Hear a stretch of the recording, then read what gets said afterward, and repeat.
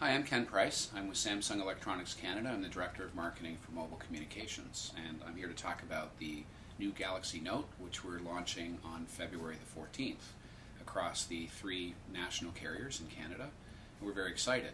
The first thing about the Galaxy Note that you'll notice is it has a big, beautiful Super AMOLED screen at 5.3 inches, and that will be one of the defining features of this device. It's clearly bigger as a smartphone concept, but what we're really offering consumers is a product that is more data optimized than existing smartphones.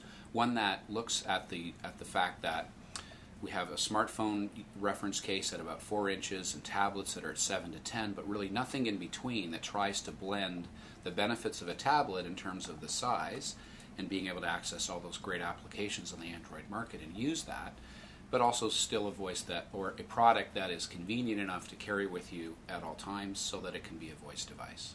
So the first thing to understand is that, yes, you can make a call on this device. This is a voice-enabled LTE-based device, and we're intending it for use as a primary device and one that you would carry with you at all times. So let me give you a little bit of a quick tour. So as I said, 5.3-inch Super AMOLED screen. HD resolution, so 1280 by 800 resolution, able to play back full HD videos. Can capture them as well on the 8 megapixel camera on the back. There's a 2 megapixel camera on the front as well for video chat and those kinds of capabilities. If I just take off the back case here for a quick second, I'm going to show you some of the expansion capabilities. So there's a SIM card in there, and this happens to be with Rogers. As I said, will be across the board with all carriers. Then we also have a micro SD card, and it'll accept up to 32 gigabytes in addition to the 16 that's on board. And then we have a battery in here that's removable, which is a 2500 milliamp battery that is intended to be a little bit larger than what you're seeing in conventional smartphones, because we recognize that as a primary device, one with a large screen and high-level processing, that you'll need that kind of juice to stay sort of active all day long.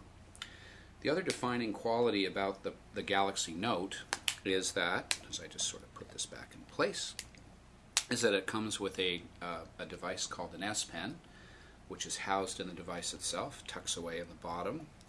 Sort of pull it out with your fingernail, and it's we call this an S Pen. And different than other or past attempts to introduce a stylus into mobile devices, it has intelligence built in and responsiveness that we haven't seen before. It also has this little button on it, and that button has functionality. So that's suggesting that it's more than just sort of a passive piece of plastic here reacting to a capacitive screen. There's technology built into the pen and into the screen itself that is more precise and is more realistic in terms of a pen-on-paper experience than we've seen before. And I think those who have seen attempts of the industry to do this before are saying, why Samsung? Why? Well, the answer I think is simple. If you consider that if we're going to try to provide something that's effective for all-day use that is your primary device, part of what people carry around is still a pen and notebook. That's pretty well universal, which suggests that as an industry, we haven't found the right solution yet. So it's still something worth pursuing. And where we are, in terms of being able to introduce responsive screen technology and simple utilities, is far advanced compared to where we've been before. So we see the pen as something, the S Pen, as something that adds value to the device rather than opposes itself. Because the one thing I should mention is that this device is in every other way a continuation of the Galaxy S, Galaxy S2 family that we've built.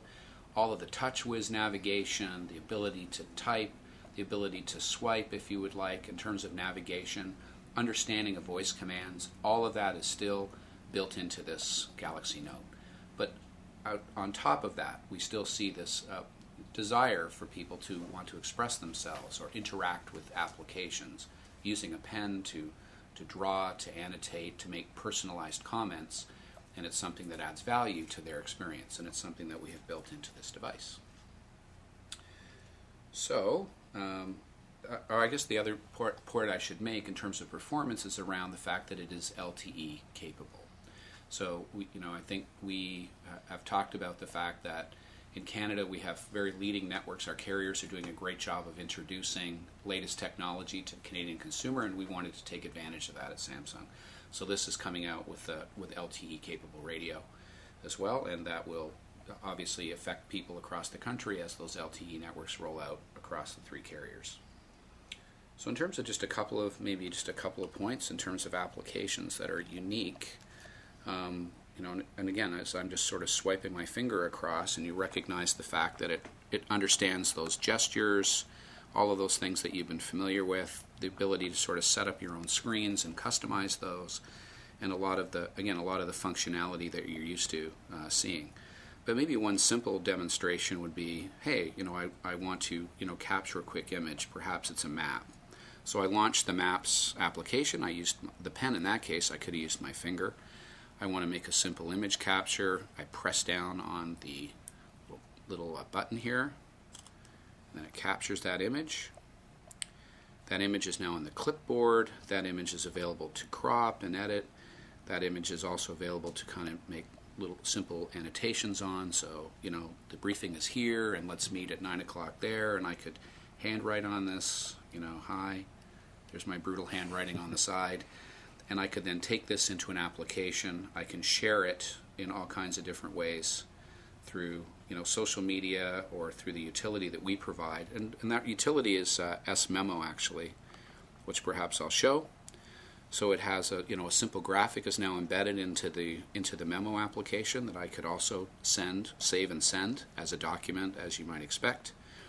The interesting thing as well, I think, is we not only can you kind of write on this as you can change the pen settings, by the way. That happens to be in paintbrush mode, but I can also type. I could also type onto this memo. So again, you can use the pen as you wish, or you can type. We are. Boy, the sideways thing is tough. So I should have probably set that up. In fact, I like to swipe. We are here. If I find my H-E-R-E. So you see it will accept text into that memo pretty simply as well.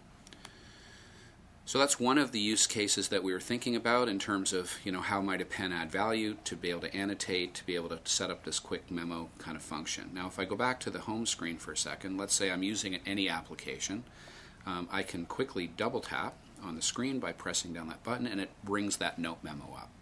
This is akin to a person who is, doing something and then suddenly I have to jot down a phone number or a quick note or a message. So rather than looking for a pen and a piece of paper, it has a simple memo application that you can use.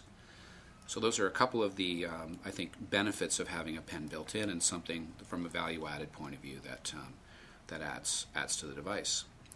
So as I said, we're very excited. We'll have this product in volume starting on February the 14th across national retailers and carriers, and we're looking forward to it. Thank you.